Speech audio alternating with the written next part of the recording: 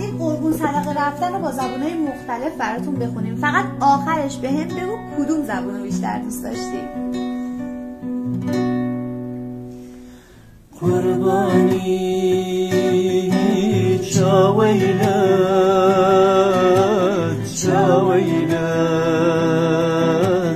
دنیا دل مادر و در چشم لحیرون تنه سر زونی زده پا بنده فرمون تنه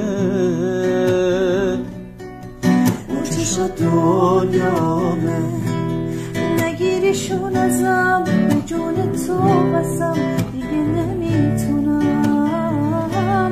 دیگه نمیتونم